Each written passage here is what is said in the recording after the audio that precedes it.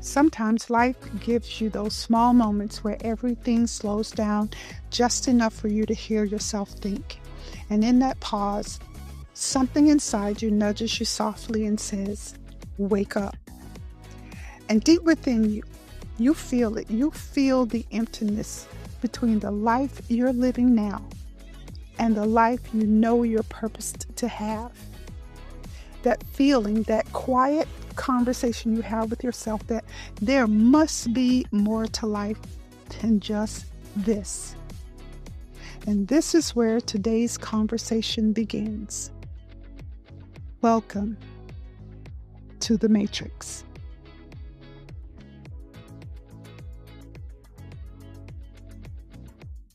Hello, everyone, and thank you for listening in. This is the That's It, That's All podcast, and I'm your host and transformational coach, Coach G.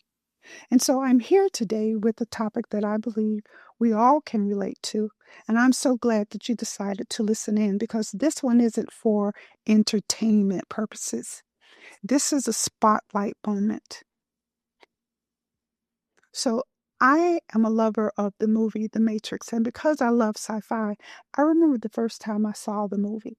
I was so intrigued, and every scene, every scripted part held depth and meaning for me because I tend to see life's lessons in some of the most unconventional places. But when the movie ended and we were exiting the theater, many of the conversations I heard as we stood outside was that the movie was stupid and that it was confusing and that it didn't make sense. Those critiques left me wondering if maybe we had not seen the same movie, because I left out of there feeling this overwhelming emotion that what I had just seen validated how I viewed the world. And I literally felt empowered.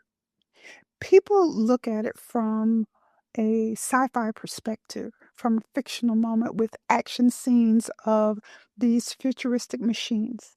They didn't realize that the real Matrix was the one they carried inside their minds.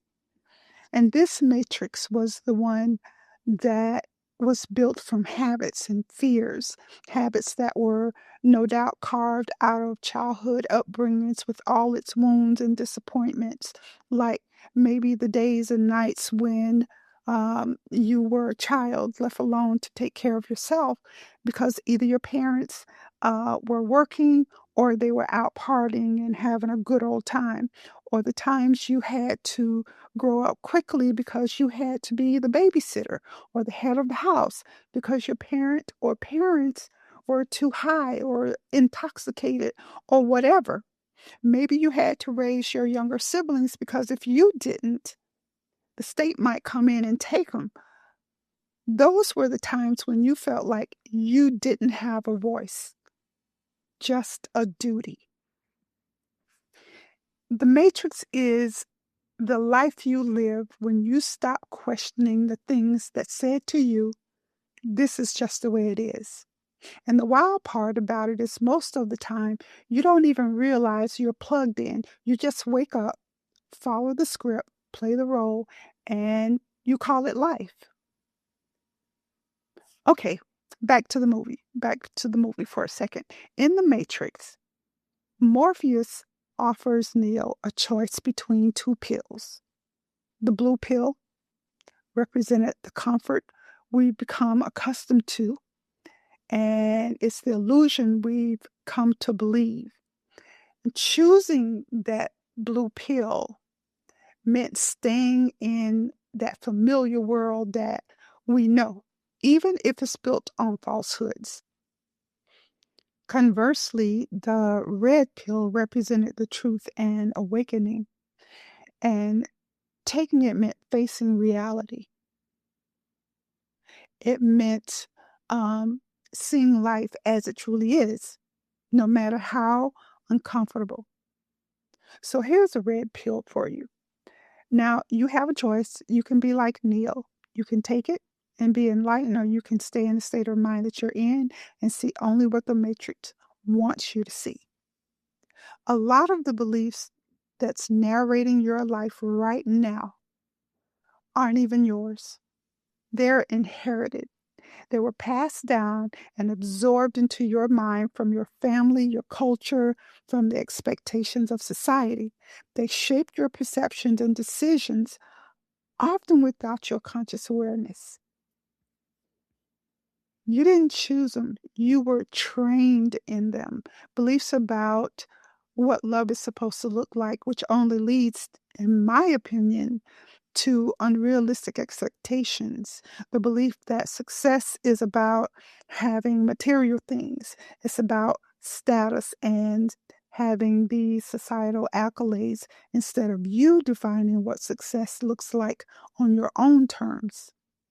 Beliefs about what you're allowed to want, thereby dictating to you that maybe you can't have a thing because of who you are, or beliefs about how much space you're allowed to take up because how dare you try to be seen or try to be heard, or the beliefs that are surrounded by religion and the amount of cares you should have to give if someone doesn't like you because you don't believe like they believe. And because these beliefs came from people you trusted, parents, culture, religion, community, you never question it. You just accepted all that was thrown at you as truth. Now you're angry and envious of those who chose the red pill because you see them living their lives freely and authentically. Inherited beliefs can be tricky. And the reason why they can be is because they feel familiar. And familiarity can feel safe, even when it's strangling the very life out of you. And then there is the fear that keeps you plugged in tighter than any machine ever could, the fear of being alone. That one right there will have you living a whole life that's not your life to live. It'll make you stay in relationships that drain every ounce of your strength. It will have you trying to cling to friendships that are not reciprocal and keep you in environments that shrink you instead of building you. And it's not because you're weak, it's because you're human. Because the idea of being alone feels like stepping into a dark room with no guarantee of what's inside. And here's another red pill. Maybe the truth is that you're not really afraid. You're not really afraid of being alone. You just don't want to be alone with yourself. You're afraid of hearing the thoughts you've been avoiding and you're unable to accept. You're afraid of facing that part of you that you've never taken the time to get to know. Afraid that if you sit down with yourself long enough, you'll have to confront the truth you've been running from. Then there's the fear of disappointing people, something I used to deal with. And it's only been of late that I've learned my voice is just as important as anyone else's. Not embracing the truth will have you living a double life, smiling when you're hurting, saying yes when you know you can't, and when you know you should be saying no, carrying responsibilities that never should have been yours to carry, or playing roles you've outgrown. And all because you don't want to be the one to change the rules of engagement. But if you don't, who will? And the truth of it all is this: you can't take the red pill and stay who you were at the same time. You can't grow and keep everybody comfortable. You can't evolve and still fit into this expectation that people have built around you. Some people don't want you to wake up. They want you to stay in the matrix. And it's not all the time that they're bad people, but because your waking up forces them to confront their own sleep. And that's why awakening is always a choice. Morpheus didn't force Neo. He didn't drag him. He didn't manipulate him. He offered him a decision.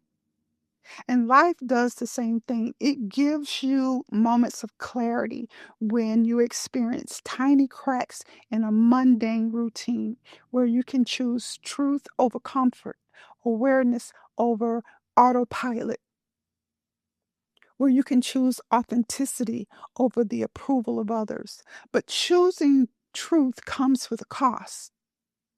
The truth is rarely soft.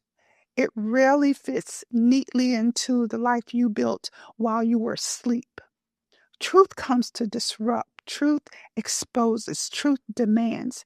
And that's why so many people choose the blue pill. They choose to stay in the illusion of life, not because they're blind, but because they're tired, because they're scared, because the illusion is predictable. The truth isn't. Neil didn't become the one because someone told him he was. He became the one the moment he stopped arguing for his limitations. The moment he stopped negotiating with his old self. The moment he stopped letting fear narrate his story. And that's the part people missed. Awakening is about learning something new. It's about unlearning the lies that were told to you. You didn't have the power in the first place, but you have it now. And one of the great things about this movie is that Neo didn't wake up alone. He had people who saw his potential before he did, people who held the vision when he couldn't hold it for himself. He had people who challenged him, supported him, pushed him. And that's the truth about transformation. It's personal, but it's not meant to be lonely. You need those who will hold you accountable. You need community. You need people surrounding you who aren't jealous of your accomplishments, but instead refuses to let you shrink. So if you're listening to this right now, if something in your chest, in your core, in your heart is stirring you, if something in your spirit is waking up, if something in your heart is telling you that this is me, then maybe you're standing at your own red pill moment. And the question becomes, are you willing to see the truth, even if it changes everything? Are you willing to leave the familiar for the authentic? Are you willing to stop living on autopilot and start living in purpose? Because the matrix isn't out there. The matrix is in you. And waking up is a decision you make every single day. Will it be the blue pill? Will you want comfort? Or will it be the red pill that gives you accountability? Accountability for your life and the life you want to live.